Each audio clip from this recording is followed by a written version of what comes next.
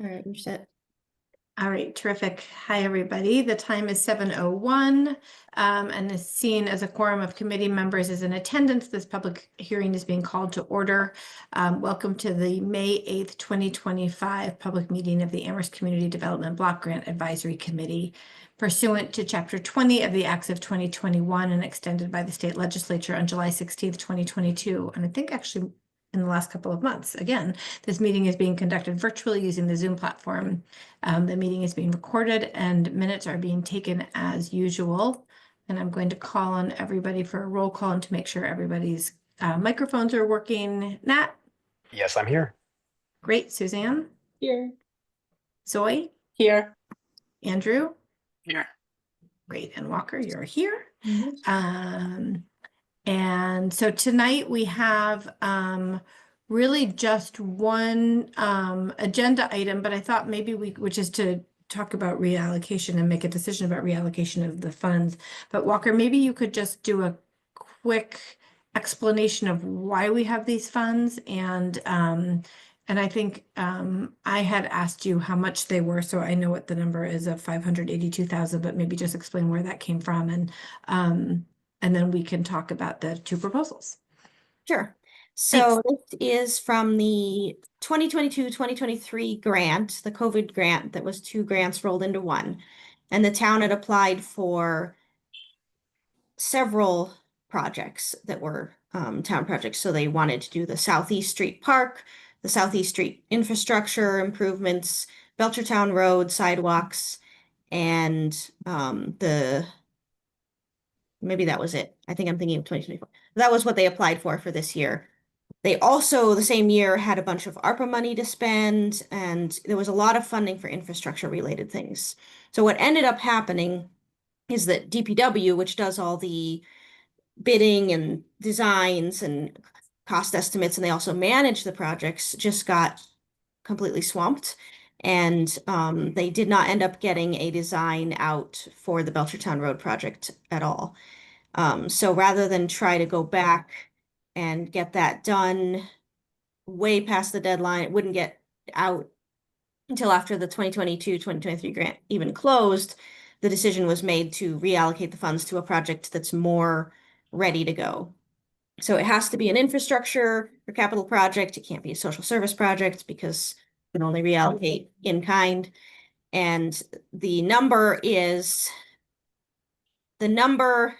amount left over from after all the other projects from that year went out to bid, plus we held out some extra for change orders for the Southeast Street project so that they would be sure they'd have enough for that project. And then the remainder is what we decided to reallocate.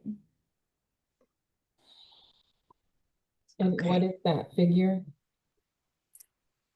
Do you have it right in front of you? I do. It's 582,000. Oh, okay. Thank you.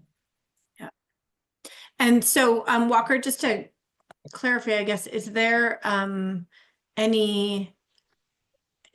the kind of thing that just happens sometimes? Is there a possibility that the money would be taken away? It just, you didn't spend it, so now you don't get to reallocate it 3 or 4 years later to something brand new, or it's our money the town's money and to do with what the committee votes. Well, it's my understanding that this does happen. That's why reallocation is an option and why there are guidelines as to how to do it. And also, this is something we've been keeping the state informed in our quarterly reports and everything, that this is something we're probably going to end up having to do as we got down to the deadline. You're supposed to have a certain percentage spent out by a certain amount of time into the grant, and we did not reach that deadline. So they were aware that we were underspent, and we've been explaining why. And so this wasn't a complete surprise to anybody. They already approved the timely expenditure waiver, which allows us to continue on and apply for the next grant, even though we didn't meet the deadline as far as spending things down. We don't think that will have any reason not to approve the reallocation as well. If they didn't, I think it could be our choice to send the money back. I'm not sure if they have the ability to just take it, but I don't think they're not going to approve it. Okay. Does anybody else have any questions about sort of where the money comes from and any of those before we talk about the projects?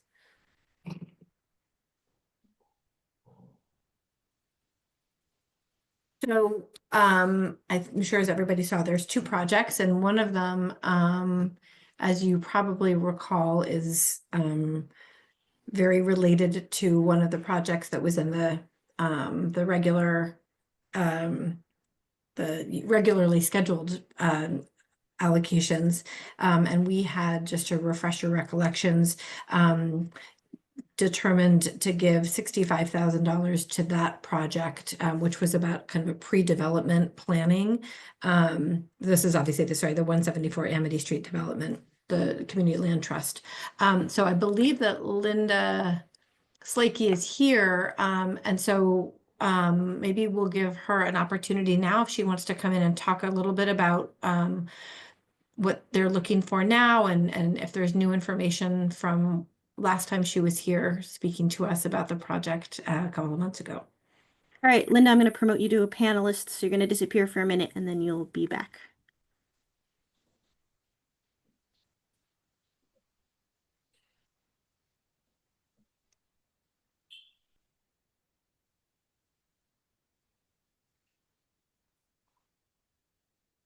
Thank you. Great. Hi, Linda. So you were, I'm sure the proposal did look very similar. Most of the narrative was the same. We did craft it carefully to address the ask very specifically to acquisition, which was the directive that we were given and being invited to reapply. So what can I say that I haven't said in detail in the proposal? This is an exciting project. It's an opportunity from our perspective, but I would hope also from the town's perspective. I'm actually about to say this again in about an hour to AMAHT, just to bring them up to date. It's an opportunity to generate a very visible and we hope attractive cluster of affordable housing right in the middle of Amherst. And just to say a little bit about where it comes in our history, this would be a larger project. Our earlier projects, we did one duplex, but the others were individual homes. This comes at a moment and is one of a cluster of opportunities where people sought us out. Actually, 174 Amity Street, the grandchildren of the owners who occupied it in the mid-20th century, it's actually a mid-19th century building, but the family that bought it in the mid-20th century, the grandchildren of that family, now in their later years, would like it to come to the town in some form. They weren't ready to make an outright gift of it, but they hoped that it would contribute to affordable housing. And so they approached the town and Nate sent them to us as a potential partner to manage the development. So I just thought you might find it interesting that that's how we ended up taking on this particular project. But at the same time, after our going ahead over a period of several years, doing one project at a time, slowly our visibility to just members of the town has grown without our doing anything special other than carrying on with our work and meeting the people we met, with the consequence that last fall, within weeks of the Gross family approaching us, 3 other families approached us. So we actually have 4 projects in the hopper now. So I think we're a little bit on a roll, and I like to think that the donors' willingness to walk away from potential value is a really significant factor and something that we all ought to rejoice in. So we like this especially because of its visibility and because it would give us an opportunity to generate a cluster of homes in physical proximity to one another. I think that's probably a good place to stop, but I'm happy to answer any technical questions that come to mind now that there's again an opportunity to perhaps make the real difference in making it possible to proceed promptly with this.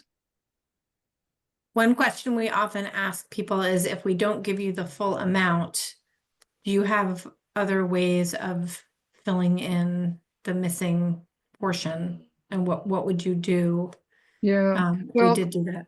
yes, I understand that there's an issue of time. You're interested in whether we can proceed promptly or not. The more you give us, the more promptly we can proceed. If we got all of that money, we could schedule the closing. Well,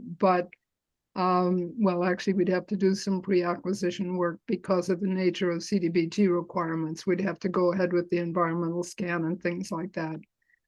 But that would be the only step between us and closing.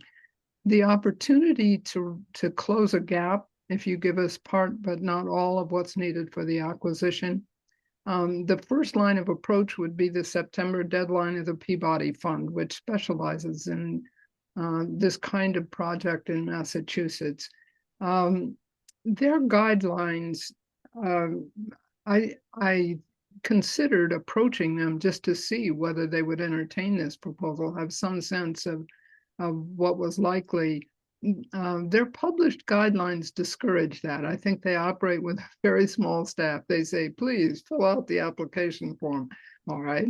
And then they say somewhat ambiguously that their grants vary from 50,000 to 150 plus. But I couldn't find on a scan how high that plus goes. So there's a fair amount of uncertainty. I would be very surprised if Peabody gave us nothing, but how big a gap that would close in September is hard to predict. We can, if we get right down to horse trading here, ACLT itself can, with funds in hand, handle the pre-acquisition costs. We put various things in that budget. Again, there's kind of the grand piano on the stool. The piano is enough money to actually go forward with the scale, with the sale. But there are a bunch of expenses, which in good grant practice, we say, we really need this too. We don't want to have to separately raise this privately. But the truth is that wouldn't be a deal breaker if we had to eat all the pre-acquisition consulting, for example. There's also the ambiguity. We have been allocated 65,000 to be available in October. And I put in this proposal that in fact it overlaps with the budget of this proposal, not 100%, but not knowing what we would get, I tried to treat this proposal as absolutely standalone. And then we would negotiate after the fact, which that if it meant that we needed less of the 65,000, or conversely, if you want to apply that 65,000 to the total needed here.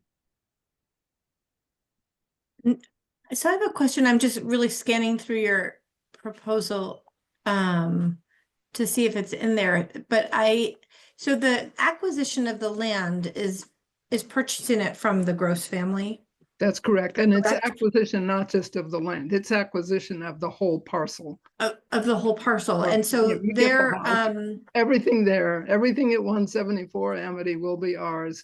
And they have sorry, so my question is sort of their generosity then is coming from them selling it at something much less than what it's actually valued at? yes. And what is the actual value of it? We know the actual value now. That's a difference actually between this proposal and the last one. If you look at the fine print, what's quoted as the family's gift has gone down.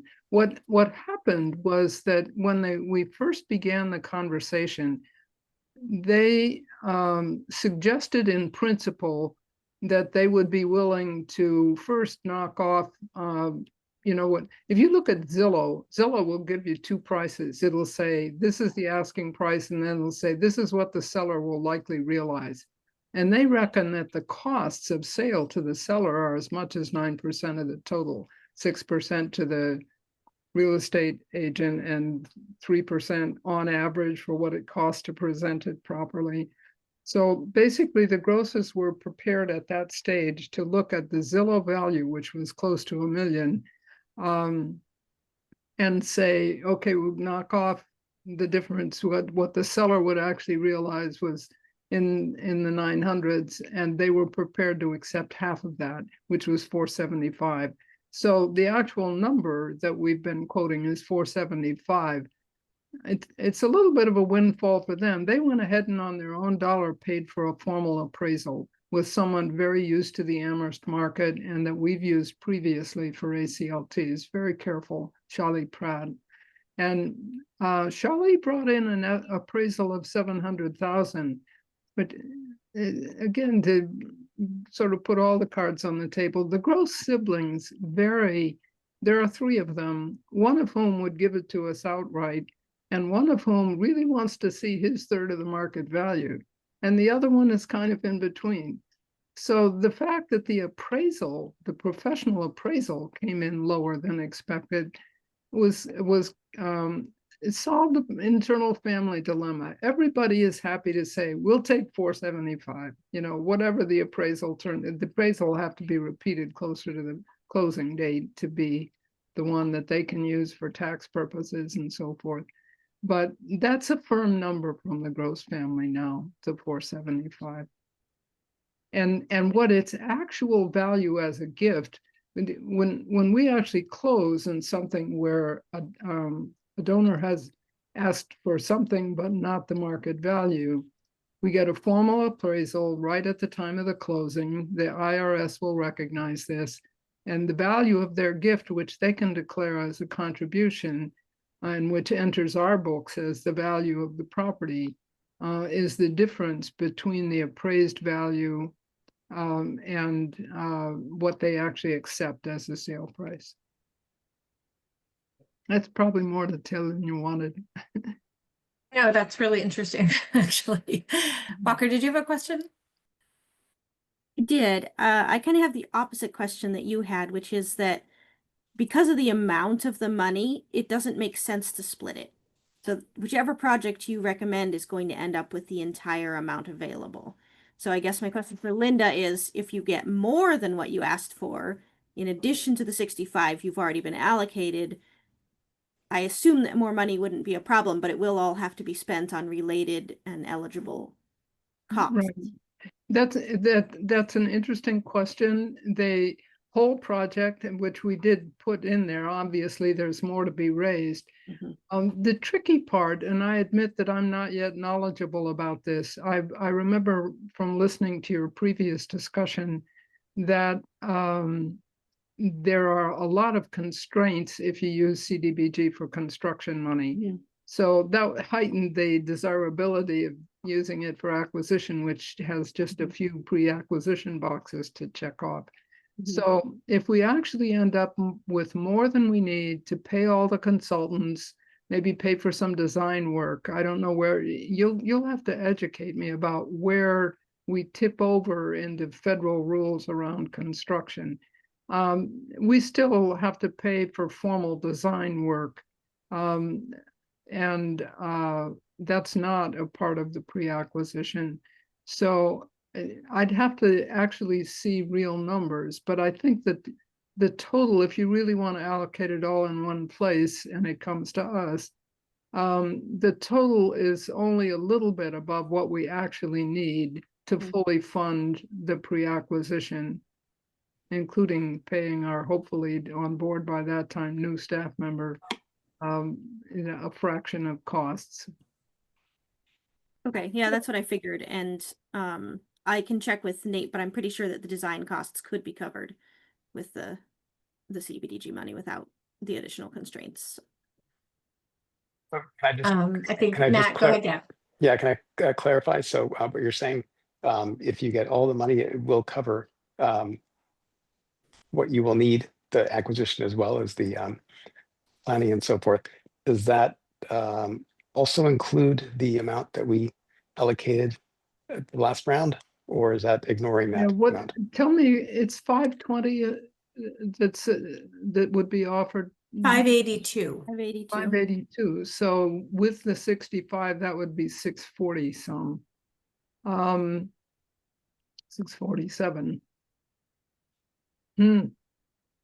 I wish I had Rob with me. He might have the numbers closer to the top of his head. What I do know is that the Grosses have planned to settle for 475, and that there are associated transaction costs and a little bit of staff time for us. The full cost of the acquisition I would be surprised if it actually took 640. There would be some to begin to apply to next steps. Yeah, the hope is that this would also cover some of the design and pre-development and Right. working on And zoning so or whatever it is you need to do. it might confront us with having to learn a little bit about how to do some of those things by federal guidelines. Mhm.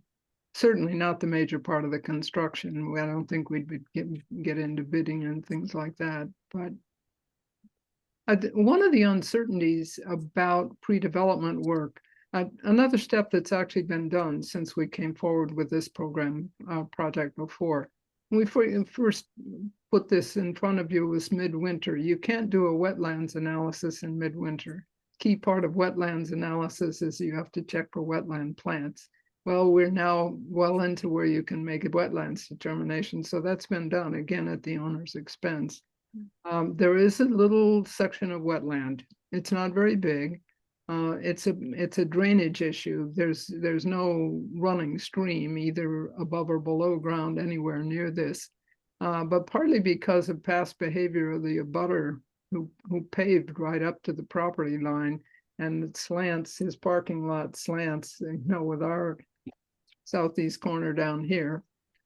There are wetland plants there, and so we need to get some more formal information, but we already have a brief notification that the southwest corner does have to be treated as a small area of wetland.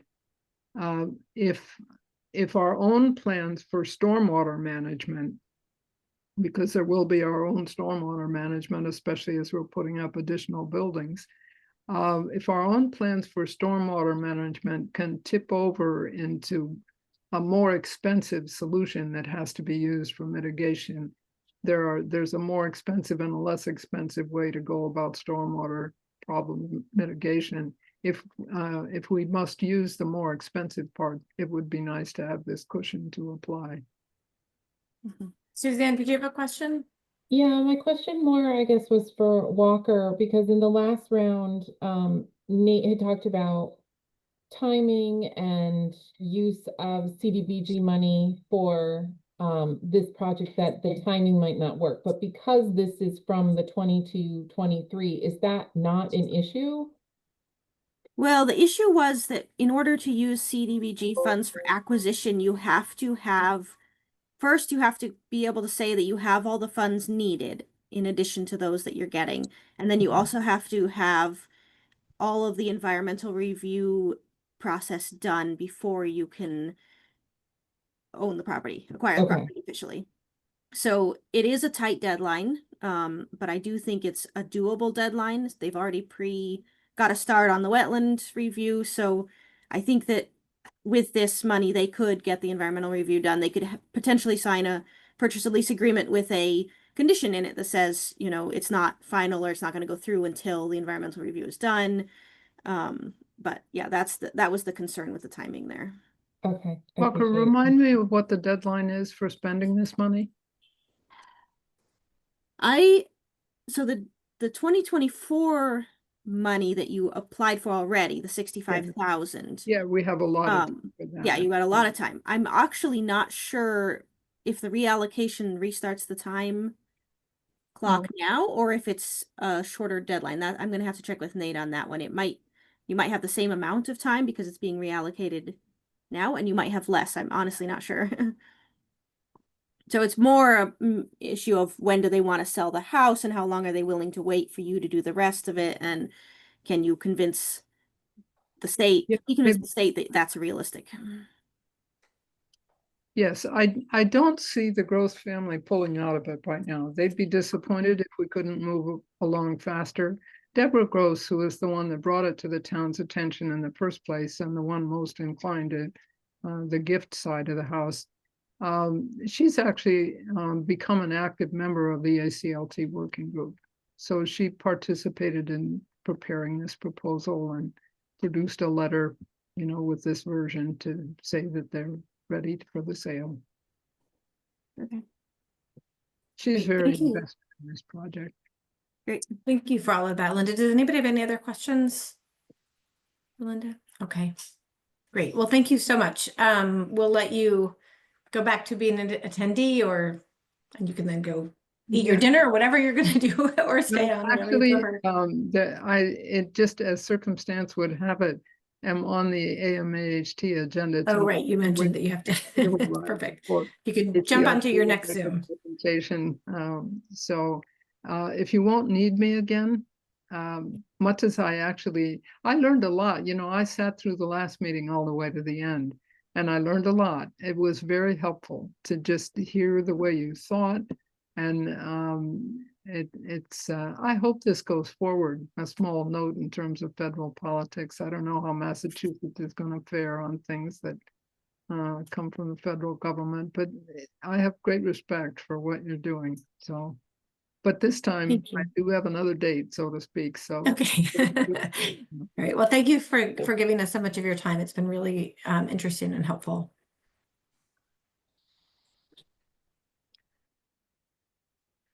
Great. All right. So now Walker, you'll present the other plan. Yep. So this has been being discussed in town ever since we started realizing that Belchertown Road wasn't going to go forward and there was probably going to be some extra funding. The thought was look around in town and see what we have that already has plans and already has been designed and is ready to go out to bid, so we're not putting more on the shoulders of DPW. And what they came up with was the multi-use path, which phase 2 just got funded in the 24 round. So this proposal just builds on that. There's a third phase to this multi-use path. It runs along North Pleasant from Meadow Street down all the way to UMass. Phase 2 got us down to Fisher Lane, I think. And this funding here would get us about halfway through phase 3. Unfortunately, phase 3 is the longest phase, so we don't have enough to complete phase 3. But it was seen as a potential, we could really make a big impact on this multi-year project by doing as much as possible of phase 3. With phase 2, they could go out to bid together, be more efficient to have the same contractor doing the whole thing in one go. So that's basically it. It's pretty straightforward. You're familiar with the project, I think, from our previous round. But I'm happy to answer any questions that I'm capable of answering. You answered the biggest question I had, which is what happens if the town only gets part of the money, but you already answered that very well. Thank you. Yeah. But actually, can I ask about that? When Yeah. are you saying, and this is more curiosity than that I'm going to suggest it, but that we can't pick 2 and divide it between the 2, or that would just not be smart to do that? Yeah, I mean, I don't think there's a rule against it, but both of these projects are big enough that giving them each 250 or whatever wouldn't really make a lot of sense. It wouldn't make a lot of big dents in the multi-use path. You'd only get a quarter of the way down, and it wouldn't give ACLT quite enough to do their whole acquisition. So it would feel a bit like a waste of money, I think. What would happen with the multi-use path if there's no funding from CDBG right now? Then we would put it in for next year's round to do phase 3, which was the original plan. But this is assuming we have Okay. CDBG again next year. Okay, so this is just speeding up. This is just trying to speed up the process Got it. and make use of resources we already have. Okay. And when you say resources we already have, do you mean that sort of all the equipment and everything is all going to be, that all the planning is being done? Yeah, that it And could so be it's just coordinated with instead of phase 2. every- Yeah. All right. Does anybody have any other questions about this project for Walker? Where the path is in the state of it right now, is it passable? Is it usable without the multi-use path? With what's included in the project, is it an area that is off limits? Is it passable? There's a sidewalk. It's a narrow sidewalk and it's not in great condition, so it's probably not passable potentially for someone in a wheelchair to go the whole distance. Mhm. And it's not as friendly for people who are trying to bike and walk in the same area. But there is a sidewalk along that road now. Okay. which I observe lots of people using. It's And very widely used, yes. yeah, but I often see bikes on the street rather than using the sidewalk, of course. Right. It is narrow.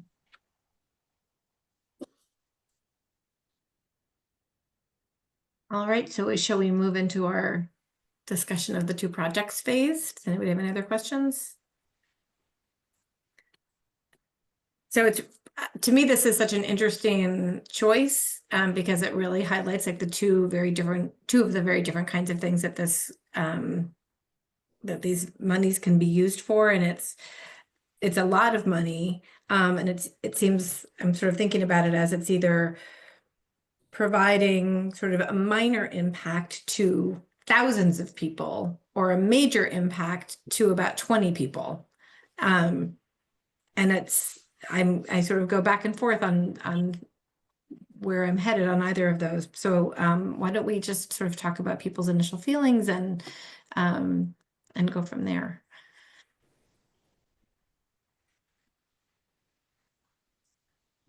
I'm kind of torn. I'm in the same camp. Go ahead, Matt. Your hand is raised. So, yeah, I agree. It is kind of tricky. On the one hand, I think, well, the town had this money to begin with, and because things didn't get done in time, now they have to switch gears and propose another plan, but that's ready too. So part of me says I don't want to take this money away from the town that had already been allocated. But then on the other hand, this Amity Street project seems like it's ripe now, and this is the time to take this opportunity, because if not now, who knows what's going to happen. Whereas the multi-use path, it wasn't planned to be done, at this point anyway, and it can be delayed, and maybe we can have funds next year. So in that sense, just the timing of it weighs me a little bit more. And Becky, yeah, you have a really good point. Who does this benefit? But the people that would benefit from the housing in Amherst, I think, there's such a shortage of low-income housing that I think it's hard for me to judge that based on the relatively few people who will enjoy that housing, because it's a benefit to the entire town to have that low-income housing. But it's a good point. I think it could also send a message about this kind of use of a property for other landowners who may think about using a property that's like a similar size, similar location in the future, to be used in this way or to be requested in this way. Not that we could fund at this size in the future, but I like the idea of, a family that's willing to take a 50% cut on what they could get on their property because of the greater good. I think that's swaying me a little bit on this decision. I came in conflicted, in this particular, case, and I'm still a little bit conflicted in terms of the way that I want to vote. I originally thought that the impact to the largest number of people was the way that I was the safest way for me to decide, but I am hearing all of your points, and Becky, you had a very good argument. It's like tremendous impact on a number of people, and I'm leaning towards that direction.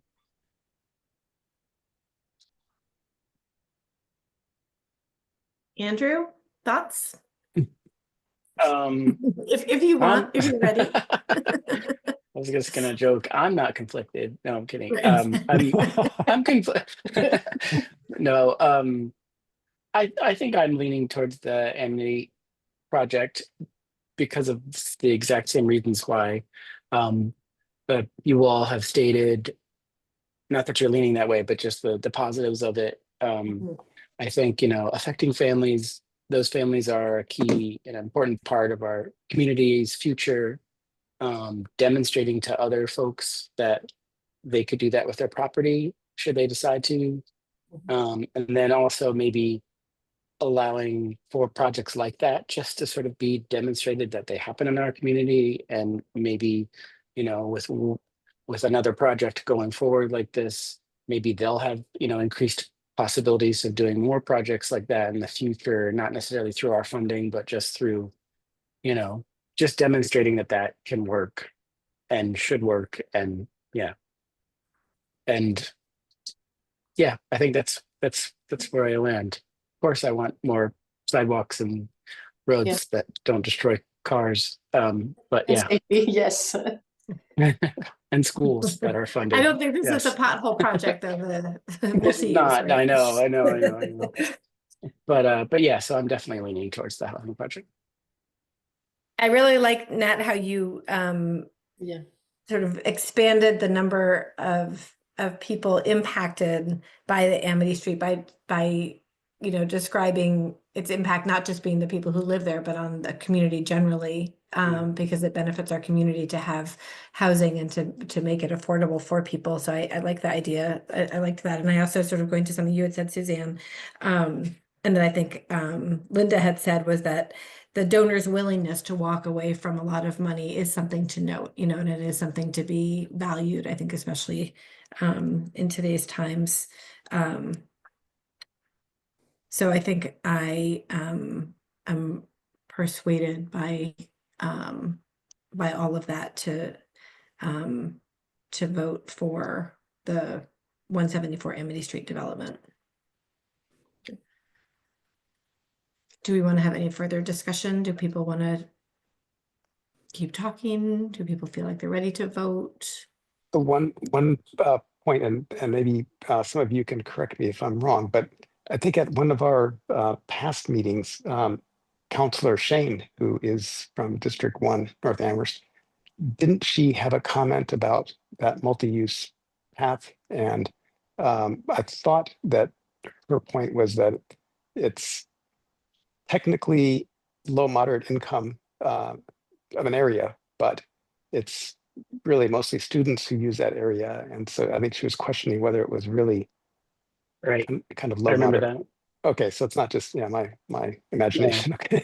No, and I think actually, as you're saying that, I remember there was an email. Walker, do you remember? Was there an email that we got? Now I can't remember if I just got it and there was going to be follow-up I or if it remember went to everybody. some And of I this could, discussion relating to the Kendrick Park sidewalk project that was in the last round. I think Like that's a I think right. it lot was of Yeah, that. a lot I of think that's that right.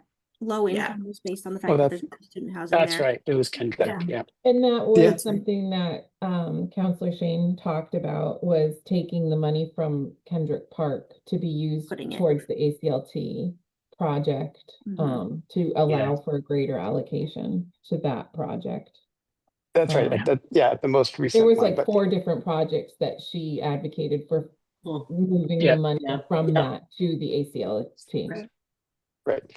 I think there was a previous year, I think, where she had made another point about that North Amherst project. And I may not get the details right, but That sounds familiar.